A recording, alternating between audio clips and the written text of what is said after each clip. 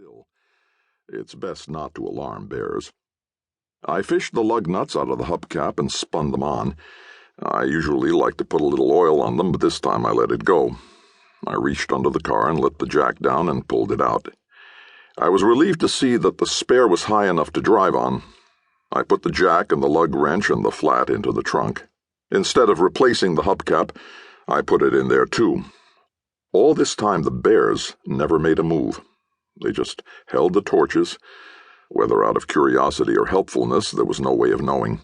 It looked like there may have been more bears behind them in the trees. Opening 3 doors at once, we got into the car and drove off.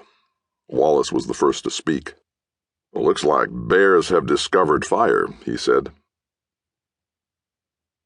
When we first took Mother to the home almost 4 years, 47 months ago, she told Wallace and me she was ready to die. "Don't worry about me, boys," she whispered, pulling us both down so the nurse wouldn't hear. "I've drove 1,000,000 miles and I'm ready to pass over to the other shore. I won't have long to linger here." She drove a consolidated school bus for 39 years. Later, after Wallace left, she told me about her dream. A bunch of doctors were sitting around in a circle discussing her case.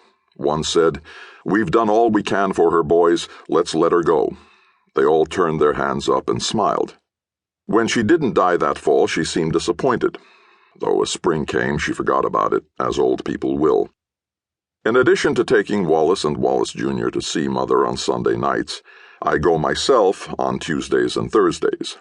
I usually find her sitting in front of the TV, even though she doesn't watch it. The nurses keep it on all the time. They say the old folks like the flickering. It soothes them down. "What's this I hear about bears discovering fire?" she said on Tuesday. "It's true," I told her as I combed her long white hair with the shell comb Wallace had brought her from Florida.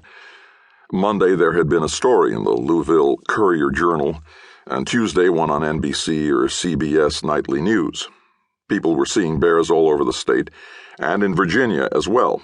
They had quit hibernating and were apparently planning to spend the winter in the medians of the interstates. There have always been bears in the mountains of Virginia, but not here in western Kentucky, not for almost 100 years. The last one was killed when Mother was a girl. The theory in the Courier-Journal was that they were following I-65 down from the forests of Michigan and Canada, but one old man from Allen County, interviewed on nationwide TV, said that there had always been a few bears left back in the woods, and they had come out to join the others now that they had discovered fire. "They don't hibernate anymore," I said.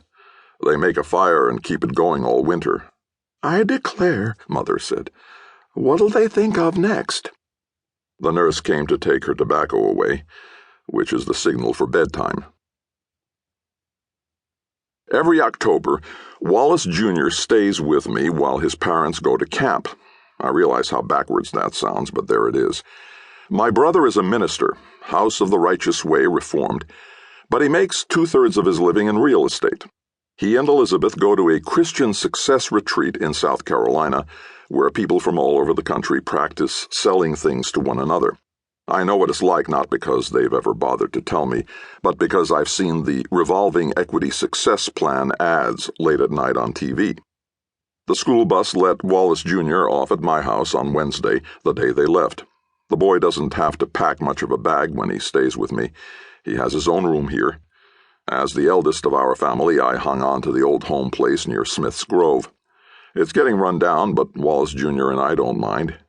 He has his own room in Bowling Green, too, but since Wallace and Elizabeth move to a different house every year, part of the plan, he keeps his .22 and his comics, the stuff that's important to a boy his age, in his room here at the home place. It's the room his dad and I used to share. Wallace Jr. is 12. I found him sitting on the back porch that overlooks the interstate when I got home from work. I sell crop insurance. After I changed clothes, I showed him how to break the bead on a tire 2 ways, with a hammer and by backing a car over it. Like making sorghum, fixing tires by hand is a dying art. The boy caught on fast, though. "Tomorrow I'll show you how to mount your tire with the hammer and a tire iron," I said. "What I wish is I could see the bears," he said. He was looking across the field to I-65 with